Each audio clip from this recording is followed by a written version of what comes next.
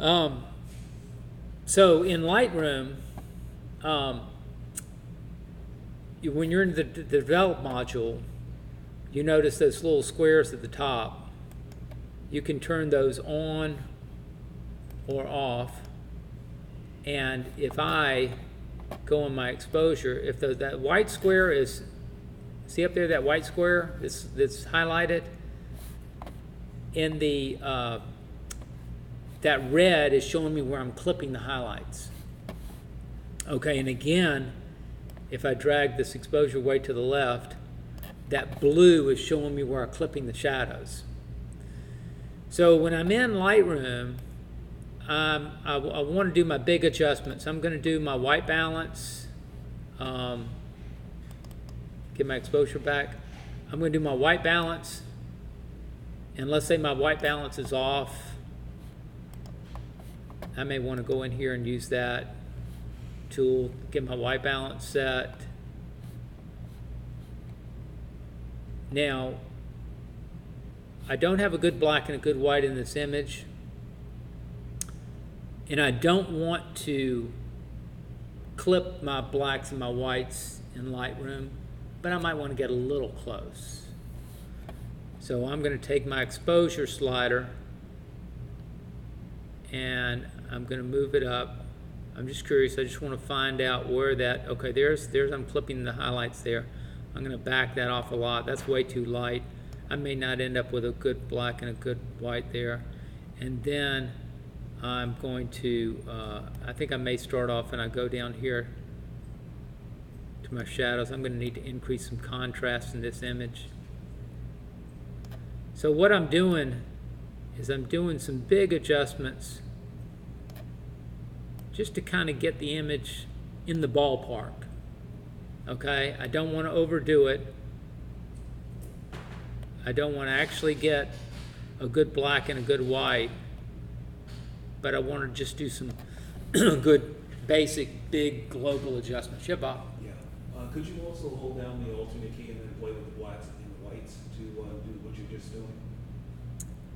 Where it begins to show where the clipping would occur? Yeah, that, yeah.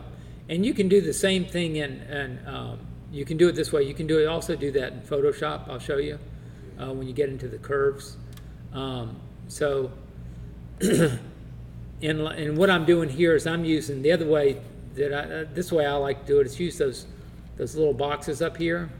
You have that highlighted, have those on, then it'll give you a warning also when you reach that point. This way I can look at the image at the same time. But yeah, so I'll do these. I'll do the big global adjustments in Lightroom. And in Lightroom, generally, if you're going to be working in Photoshop, the only thing you should be doing in Lightroom is big global adjustments. And you shouldn't get far. You shouldn't get deep down into these adjustments here in Lightroom. You really, if you're going to be using Photoshop, you only need to use the basic panel here. And you don't need to be doing anything with brushes and such. You don't need to be going in here and working with your, your brushes and make adjustments in Lightroom. I don't know if y'all are doing that or not. Those tools are great, but Photoshop has you've got much more control with some of these tools. I recommend you just do big adjustments in Lightroom. Yeah. Now you were doing the white balance there, and I noticed a number of times I've tried to find a spot in there where the white is, the three colors, red, blue, and green, are all balanced, and you can't find one.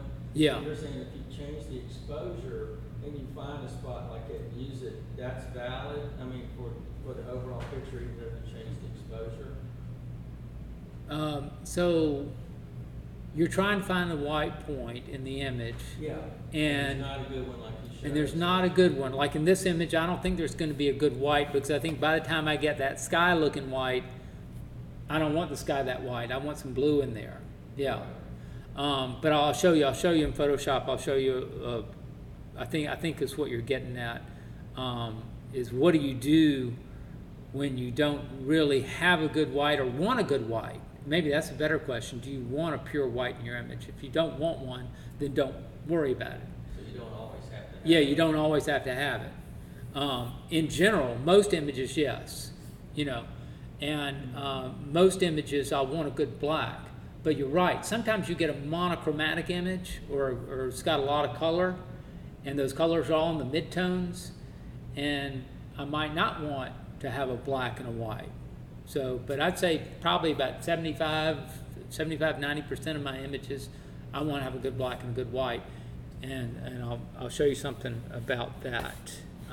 So anyway, so this is what I'll do in Lightroom, is do my big adjustments just in the basic panel, and I won't get into any brushes or anything like that, because I want to use my brushes in Photoshop with a mask. That way I can always go back and change them, and I can see more clearly what I'm doing. So let me flip back over to Photoshop. Now, so do we all have this panel open? And if it's not at the default settings, click that. Like if you've been playing with that curve and you've got it up, click on your back arrow button so it goes back to the default.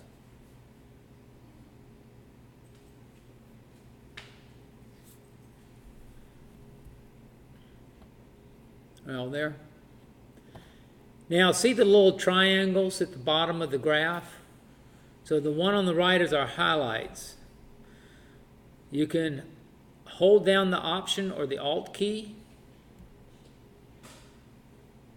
and then click on that triangle, and you can watch me do it, and then you can do it, and I'll click on this. As soon as I click on that triangle, my screen goes black, and I can drag this in, and this is what Gary was just talking about, I think. And so what it's doing there is showing me where I'm clipping my highlights, and you'll see this sort of banding that's happening in the sky. We've got that white, and I'm going to let go of the Option key, and you can see the actual image and see what I'm doing. So I've clipped, and if I hold down the Option key and that, so you can see that area right along the horizon, I've clipped those whites. That's all pure white. There's no detail in there anymore. Okay, now where was the triangle that you put down there? It's where my cursor is. It's right here, right here. Oh, okay, the triangle. That little triangle at the bottom. Uh-huh. It's not a pure triangle. It's kind of like maybe a trapezoid, parallel, something like that. And you were pressing on Yeah, and you hold down the Option or the Alt key, Alt key, okay. and while you hold down that button, you click on that triangle and you drag that triangle to the left or the right.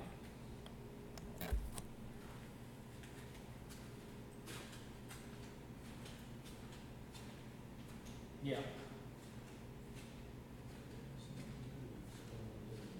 So hold down the Alt key while you click and drag on that triangle.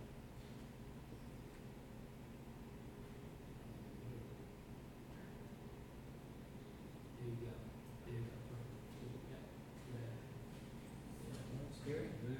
So hold down the Alt. You gotta hold down the Alt key. Yeah. And click on the triangle. Mm-hmm. Now drag it to the left. Oh, it's not one of those. Maybe it's the left click that one.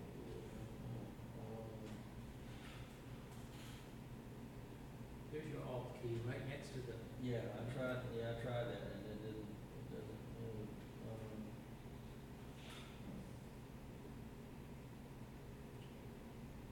There you go. Now drag it. No, it should go. The screen should go black for you for a second. There you go. oh, now. Yeah, It there was you just go. kind of sluggish there. Yeah. Yeah, okay. You know, if you work on your laptop a lot, my recommendation is to use a mouse. I find it really hard to use a trackpad when you're doing any serious editing. So what we're doing here now, watch up here at the screen. So if you see, okay, see that white? I'm getting a good white in the sky. Now when I go down here, now we've got 3 channels in Photoshop. We've got red, green, and blue. Now, see down here, is showing up as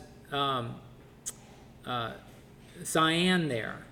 So what I've got to do is I'm not clipping all the channels. I'm clipping all the channels when I get to white.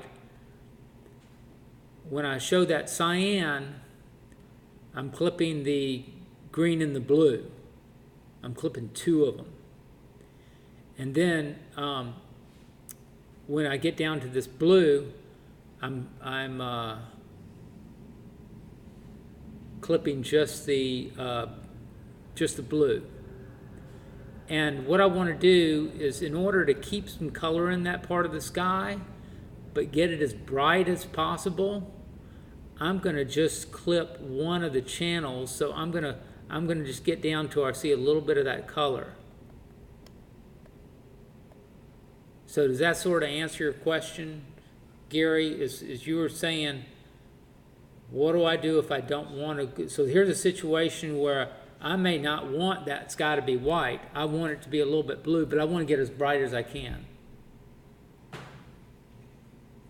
So what I did was, I didn't go all the way over here where I'm getting a pure white in that sky. I just went down where I'm just doing a little bit of clipping right in there. And then I let go and I keep it right there. Now on the other side, on the shadow side, I'm going to grab that triangle and I'm going to drag it in. And as you see, the further I drag it, the more I can see where I'm clipping in the shadows. And that would be too much. See how that looks? That's way too much. I'm losing a lot of shadow detail there. So if I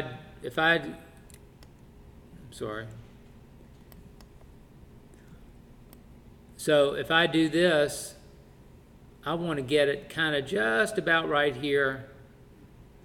I've got just a few little spots that are black, pure black, and that's it. So your histogram should look where you're going, that upper part of the histogram, it's going all the way to the edge on each of them, on the right and the left. Now let's see. Yeah, you're good. Now you can hold down that Alt key. You may be too far in the shadows. Hold down that Alt key and drag that around a little bit till you see it. Hold it down. I had to actually double click on the triangle. I think if you double click on a triangle, it picks it up. If you single click on it, it doesn't do so well.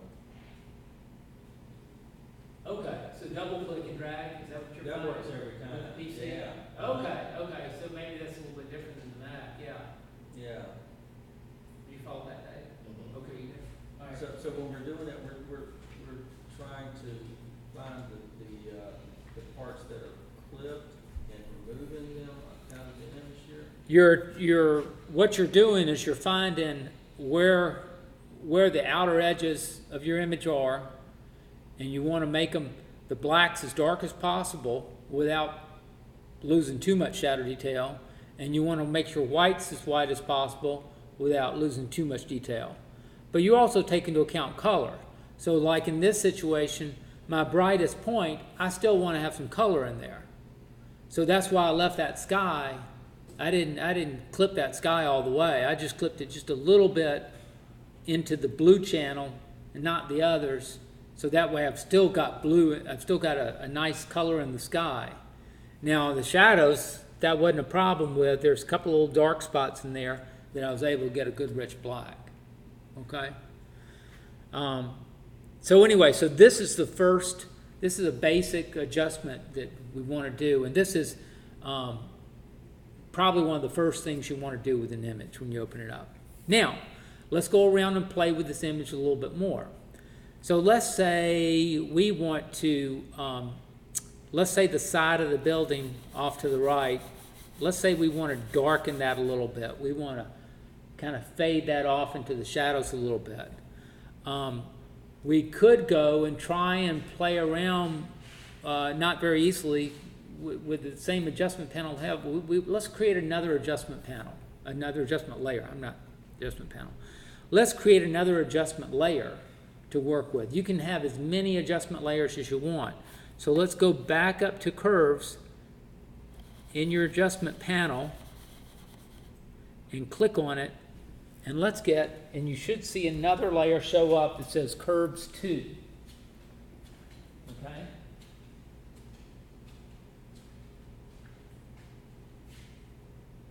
Click on that adjustment, go to that adjustment panel. You might go to your window to find that again. Go to the window. Things disappear in here. I don't know why. Adjustments, Yeah. and then click on the curves, Okay. right there. Okay. And you see you got another curves layer there. So you go ahead. Oh, Yeah. okay. Yeah. And let's see your layers. No, let's see. Yeah, so you got your curves too, so we're good. So there you go. Yeah.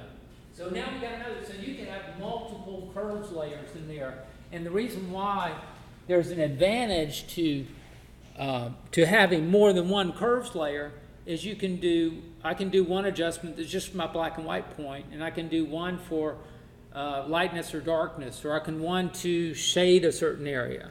And the reason why I like to separate them a lot, it adds to the number of layers, but then also if I want to go in and change something later on, I can easily do that. And I can name my layers. So like I can go down here to that curves 1, I can double click on it, and I can say B and W point. So I'll say, okay, that's my black and white point layer, and that'll help me keep track of what it is. You can name any of these layers, whatever you want.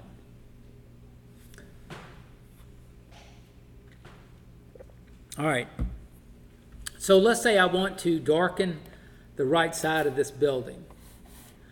So what I'm going to do here in this layer is I'm going to just click and drag in the middle, and I'm going to, in the properties panel, I'm going to click and drag in the middle of that curve, and I'm just going to darken it down. And I'm probably going to go a little bit overboard. I'm going to do it kind of extreme, and I'll show you a way we can back off on it however we want. Now, I've got a mask here already. Every time I click on an adjustment layer, I get the little white mask next to it. But it's all white. It's white and it's showing all that adjustment. I want to make that black so it's going to hide the adjustment. And the reason why I'm going to make it black and hide the adjustment is so I can go and paint that adjustment back in with a brush. So as everybody here at this step, you've got the curves layer. I want you to follow up here with me. Make sure on that curves 2 layer that the mask is selected. See where it's got the little white corners around it? If I had it over here, if I was looking at my adjustment, see how it's got the white corners around the adjustment? I want them around the mask right now. Okay? Now, when I have that highlighted, you notice there's this panel comes up. The properties panel is now switched over to the mask. And there's a lot of different ways to do this in Photoshop. If you notice, I can also go up here. I can click back and forth up here at the top of my properties panel.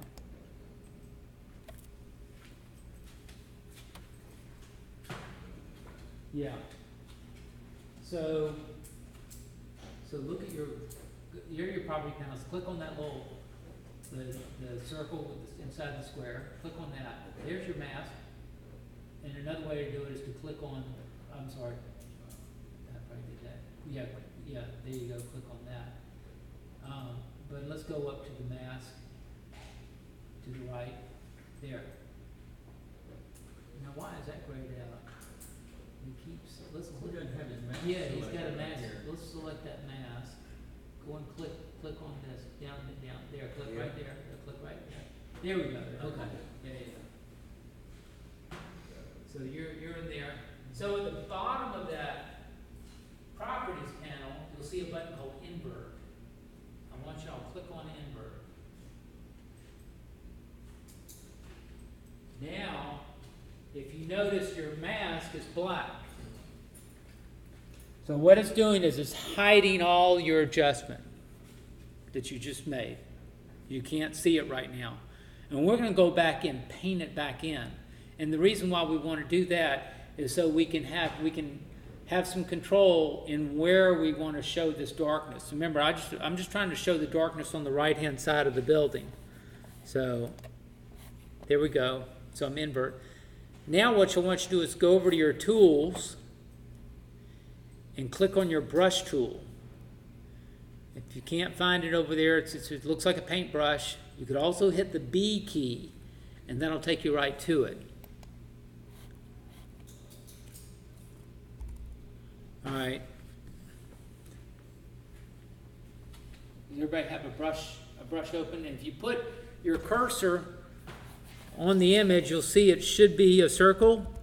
If it's very, very small, it could be a tiny, tiny circle. And you want to get it fairly large, and I'll tell you there are a couple of different ways to do this.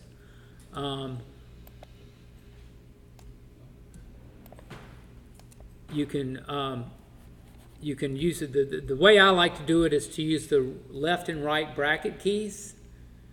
It's like the parentheses, but they've got the square edges on the bracket keys, and I like to the right bracket key will make your brush bigger, and the left one will make it smaller. But I'm going to show you, before I step behind you and look at what you're doing, I'll show you another way to do it. But you got your brush active, your brush tool is active. If you go up at the top in your options bar and you click down,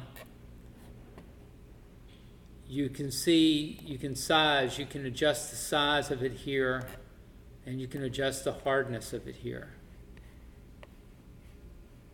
Okay. And that's probably a good place to start, because the one thing we want to make sure our brush is soft right now. If you have a hard brush, the edges will be very crisp. If you have a soft brush, the edges will be feathered. And we want a brush that's got feathered edges right now.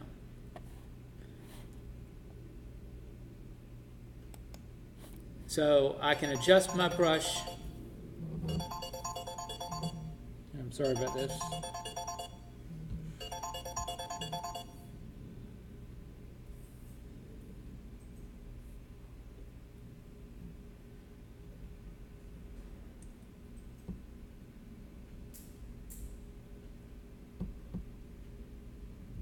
Okay. When you so there's a couple of different. There's one way is to go in the drop-down menu and you can select different types of brushes. You can select your size and your hardness. You can also, if you want to quickly make the brush bigger or smaller, use the right bracket key or the left bracket key. You can also hold down Option or Alt in Command or Control, and then right-click, and you can drag to the right, and it'll make it smaller. And it's not working for me right now. There it is. You can. Another way is you can right-click on the image, and that menu will pop up also. So there's several ways to control the size of your brush. So, does everybody have that with the brush tool, where you can get that little menu, and you can control the. You got that, Phil, where you can control the size of your brush. Go up here. That menu is probably going to be the easiest way. Way up top, way up top. That little down arrow button next to the paintbrush. Nope. See the paintbrush? See the little down arrow button? Click on the down arrow button. Okay. Let's go back. I'm sorry. Go back one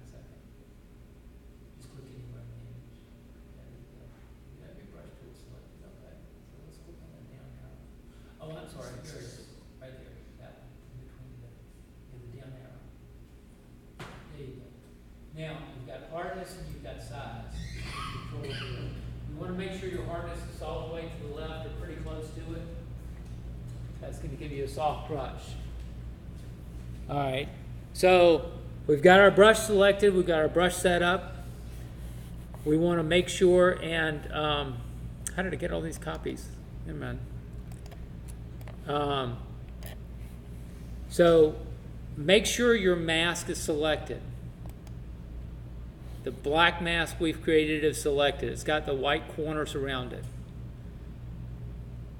Then we want to make sure that our foreground color is white, and our foreground color is over here. See the white square and the black square on my screen? And you should have something similar. If it doesn't look like mine, there's a little, tiny little white and black square in the top left there, and you can click on that and reset it. So in other words, if I maybe for some reason, if I've got a different color, I can click on this and it'll reset it back to the default. Okay, on your left side of your screen, I don't see anything, it's all skinny. Oh. Okay. Yeah.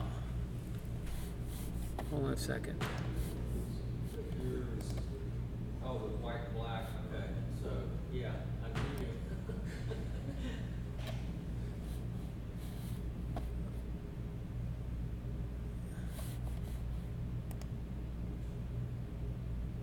There we. No, still not. Okay. It's like the left side is shrunk up. Yeah.